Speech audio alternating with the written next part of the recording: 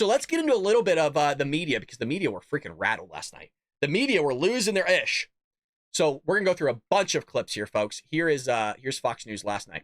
At the beginning, it seemed that Governor Wallace was a little rattled, and Senator Vance came out stronger and certainly sure of himself, which helped him well. Yeah, I mean, Wallace was just bumbling the entire time. He had some rough moments throughout that, and the moderators were even anxious. This is also called out by Fox News, which is correct. The moderators did an okay job.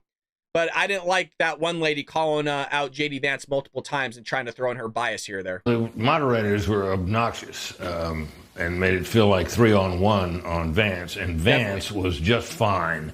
He seems to have been, his skills as a debater and a speaker seem to have been honed to some extent by just these several months on the campaign trail.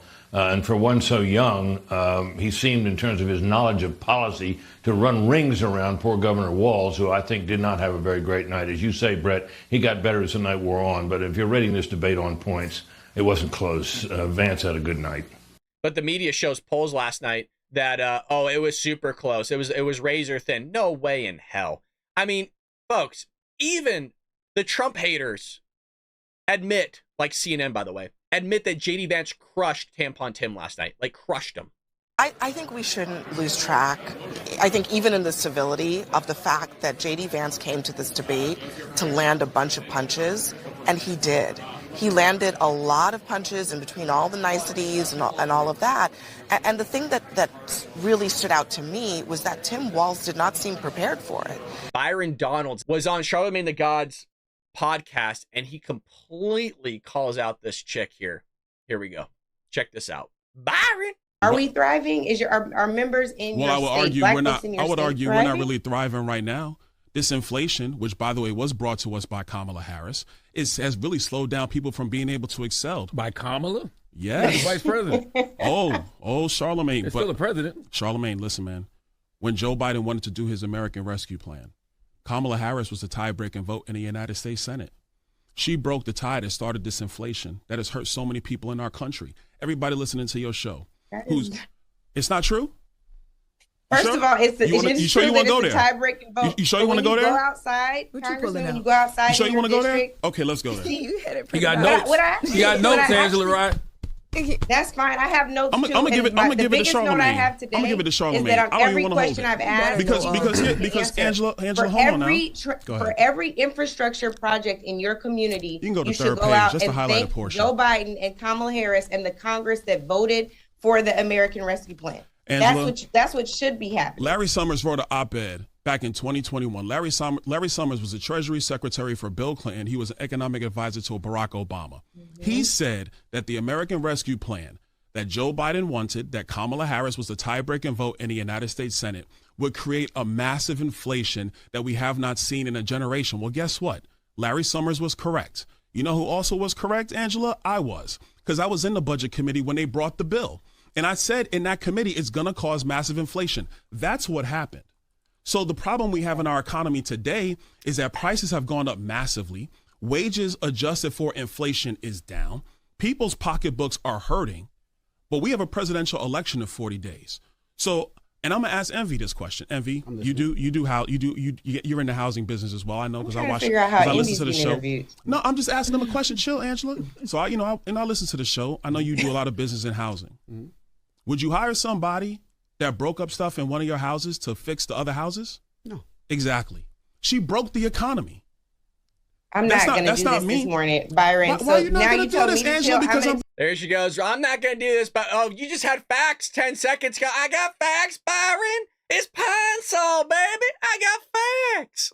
Come on, dude. You don't got facts. Byron just freaking punched you right in the face, and you don't know what to do. And now you're going to run with your freaking tail between your legs. Bringing facts and hold on now. So now I'm bringing facts, and you don't want to do it no more? Come on now, Angela. That's not right. I'm bringing facts. I thought we were going to have a fact-based conversation. I want to have a fact-based conversation. Typical. They all run off, don't they? Byron just sit there and freaking whacked her upside her damn head. Well, Dad, that's not true. No, it is true. And he brought the receipts. And by the way, it's so obvious of what he's saying is true because everybody can look around. It's not like he's cherry picking one data point. It's everything. Energy prices, fuel, grocery prices, your retirement's hurting, you're being taxed left and right. You're competing with people that should never be here in the first place in terms of not just the job market, but also the housing market, every market. And by the way, that impacts every market because they're even buying up the food as well. When you have people that are here, more than the population of half of our states are here, then they're also buying up the same food that you're paying for with your tax dollars on your dime while you're struggling to pay for the same food that they're buying, that they're out competing in some cases, or at least increasing the cost of because it's supply and demand. So let that sink in. You're sitting there having your prices increase, and Kamala Harris is going, well, you're price gouging. They're price gouging. Why don't you look at the, 20 million people that are buying up the same food as we are, except we're paying them to buy that food, as well as we're also paying for our own food. So now we're feeding two families because Kamala Harris doesn't want to do her job.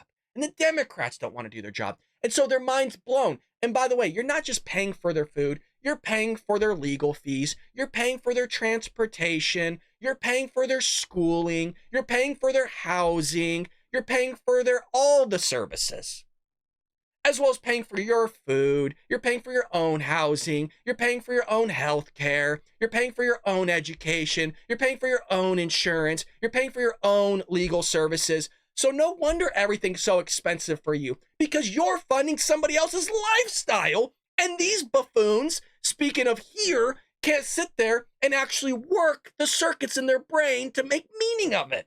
It's not difficult. It's not difficult. But to them it is. And then when they get called out on their bullshit, on their brainwash crap here, oh, well, I don't want to talk about this at 5 a.m. It's so difficult. Lady, I wake up at 4:45 every morning to do this show. You don't see me bitching and complaining about, oh, my brain's not working. Oh, how am I going to do this? Yeah, you slip up every now and then because you're not fully awake. But that doesn't mean you can't sit there and have some sort of coherent thought. I had to show you guys that clip because it's just remarkable. And if you think that's remarkable, watch MSNBC here acting as if they thought Tampon Tim was going to win the debate. Look at, or won it. Check this out. It's the audacity. I agree with you that we're in year 9 and no one knows how to cover the audacity. Mm-hmm. The audacity is that someone should have said, stop it, stop. Are you effing kidding me? And they should have dropped that F-bomb, right? I mean, they should have just, this is the debate. This may be the only chance people have to see the difference. Look at that face. Oh.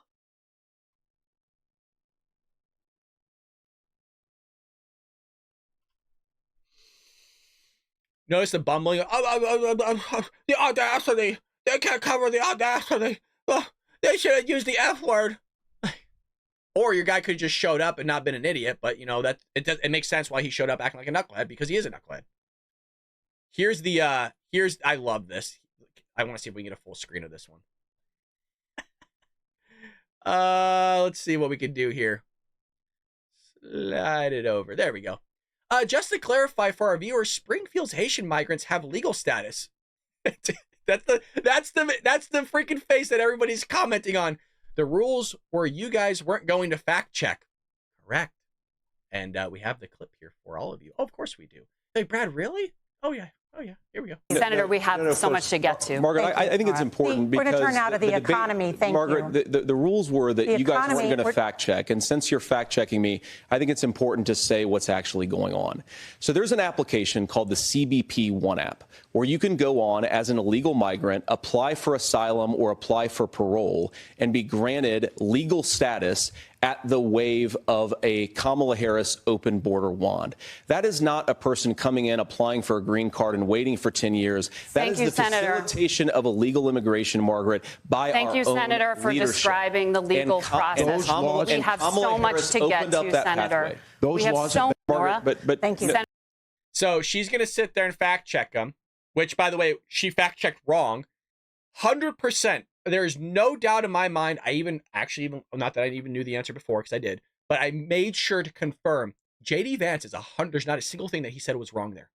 I would tell you if JD Vance was lying to you. He's not. These women were wrong.